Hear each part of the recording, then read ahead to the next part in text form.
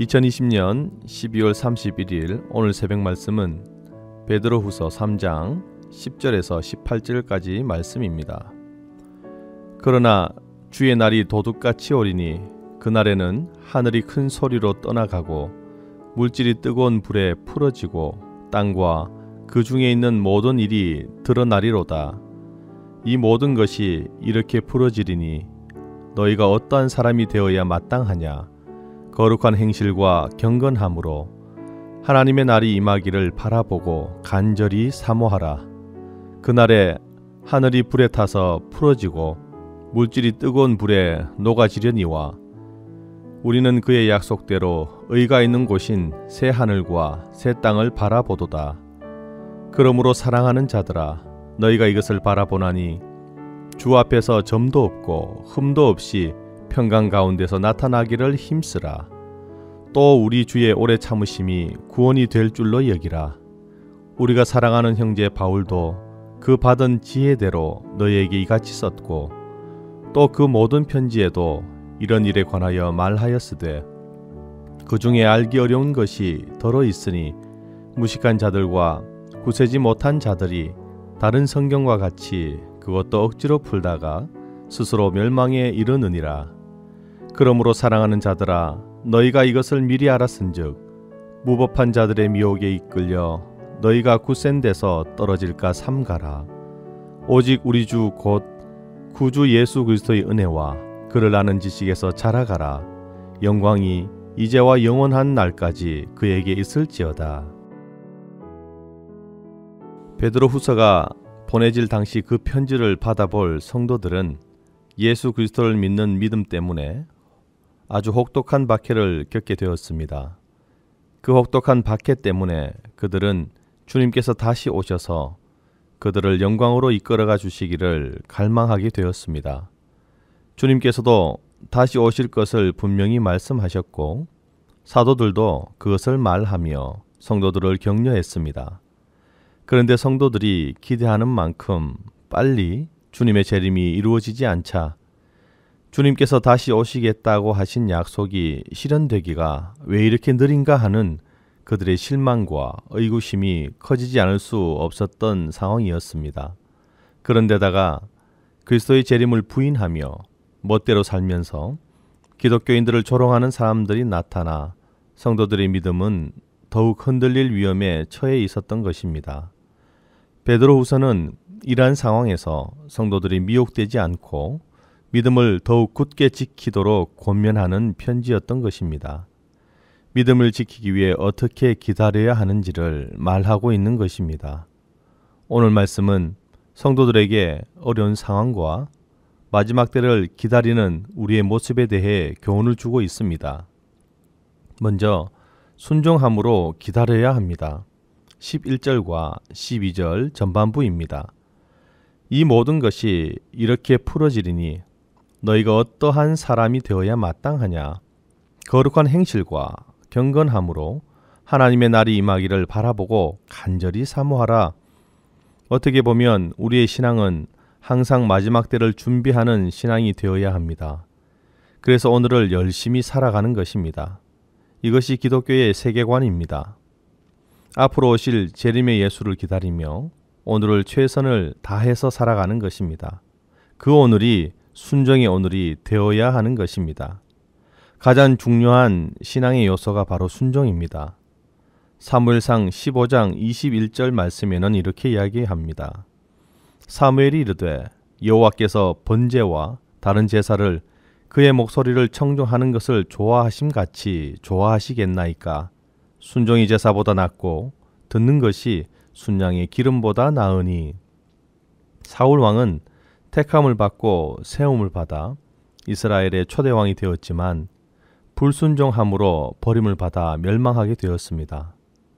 그래서 순종은 내가 하기 싫고 어렵고 힘이 들고 기분에 안 맞는 일이지만 나를 죽이고 복종하는 것이 바로 순종입니다. 내가 하기 좋은 일을 하는 것은 순종이 아닙니다. 이것은 자기의 취미나 오락이 될지언정 순종이나 복종은 아닌 것입니다. 우리의 신앙이 혹시 내가 좋아하는 것만을 하는 것으로 준비가 되어 있지는 않습니까? 다시 한번 순종하시길 바랍니다. 우리는 항상 무엇을 순종할 것인가 이것을 고민해야 하는 것입니다. 그래야만 영광을 돌리는 삶까지 나아갈 수 있는 것입니다. 순종하지 않고 어떻게 주님께 영광 돌리는 삶을 살아갈 수 있겠습니까? 예수는 순종하는 믿음으로 믿어야 합니다. 순종이 없는 믿음은 언젠가는 가시덤불에 뿌려진 씨앗이 되고 돌밭에 떨어진 씨앗, 새가 쪼아먹는 길가의 씨앗이 되는 것입니다. 결국 신앙의 실패자가 되는 것입니다. 우리는 하나님의 말씀이 떨어질 때마다 아멘하고 순종하는 믿음을 갖기 위하여 언제나 무슨 말씀에서든지 순종해야겠다는 각오와 실천을 해야만 합니다. 그것이 11절 말씀에서 말하는 거룩한 행실과 경건함입니다. 하나님 앞에 순종할 때 그때의 하나님은 기쁨과 감사를 상급으로 주십니다. 하나님의 말씀에 순종하지 않으면 큰 불순종의 길로 갈 수밖에 없습니다. 순종의 길을 준비하고 항상 말씀이 떨어질 때에 아브라함과 같이 어떠한 어려움에도 순종하는 우리가 되어야 할 것입니다. 두 번째로 성결함으로 기다려야 합니다. 14절의 말씀입니다. 그러므로 사랑하는 자들아 너희가 이것을 바라보나니 주 앞에서 점도 없고 흠도 없이 평강 가운데서 나타나기를 힘쓰라.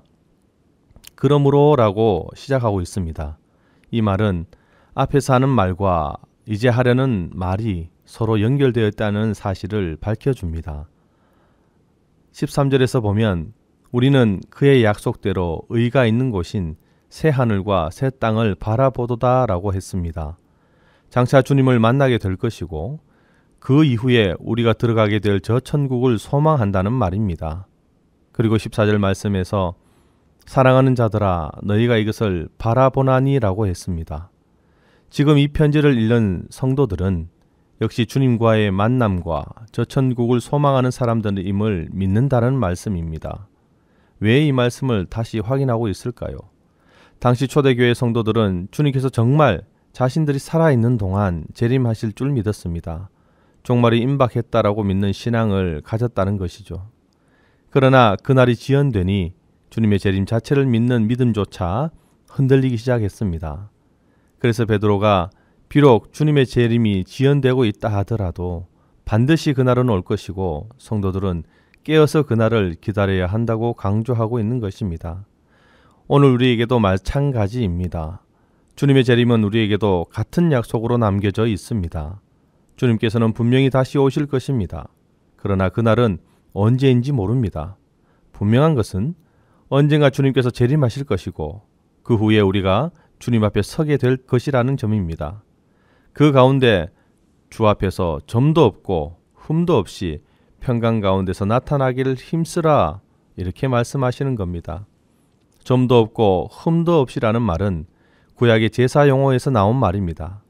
레위기 22장 20절의 말씀입니다.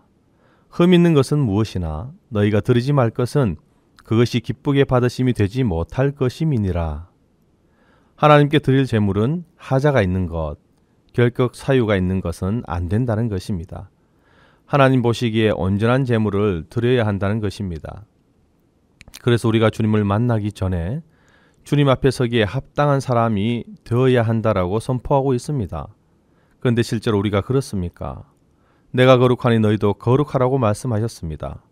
점도 없고 흠도 없다는 말이 우리가 거룩한 사람이 되어야 한다는 말입니다.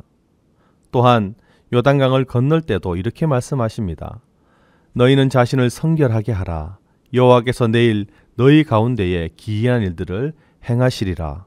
성결한 삶이 우선이라는 것입니다. 내 의지와 내 생각을 앞세우지 않고 말씀을 따라갈 때에 우리는 성결함을 얻어 주님과 동행할 수 있을 것입니다. 한 해를 마무리하는 오늘 하루입니다. 순종함과 성결함으로 주님 앞에서 결단하시고 준비하는 하루가 되시기를 간절히 축복합니다. 함께 기도하시겠습니다. 인내는 연단은 소망을 이루는 줄 알미로다.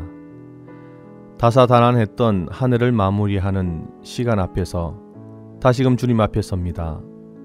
지금까지 지내온 것 주의 크신 은혜임을 고백합니다. 하나님의 사랑에 감사를 올려드립니다.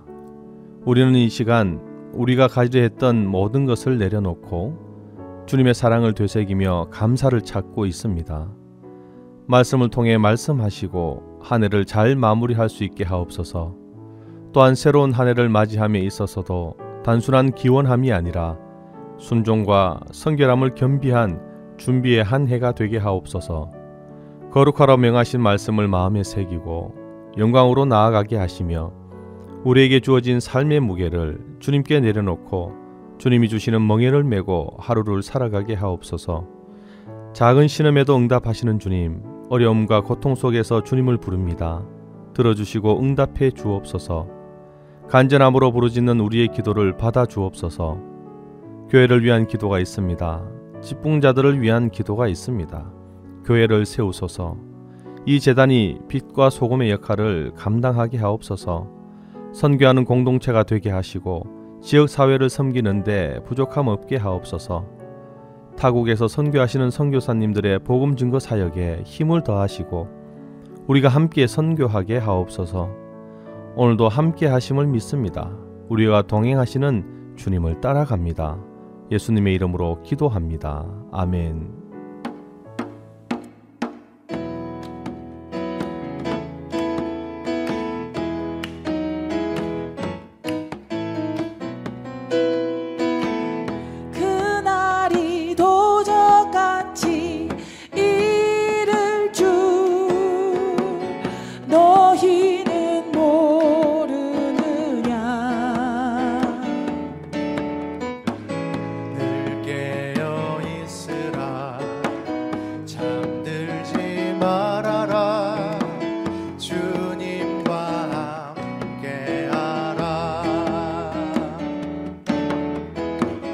항상 기뻐하라. 쉬지 말고 기도하라. 범사에 감사하라. 이는 예수 안에서 너희에게 향하신 하나님 뜻이니라. 평강의 하나님이 너희를 거룩하게 하시고 온몸과 영혼이 주 오실 그날에 흠없기 원하노라. 아멘. 항상 기뻐하라. 쉬지 말고 기도하라. 범사에 감사하라. 이는 예수 안에서 너희에게 향하신 하나님 뜻이니라. 항상 기뻐하라. 쉬지 말고 기도하라. 범사에 감사하라. 이는 예수 안에서 너희에게 향하신 하나님 뜻이니라.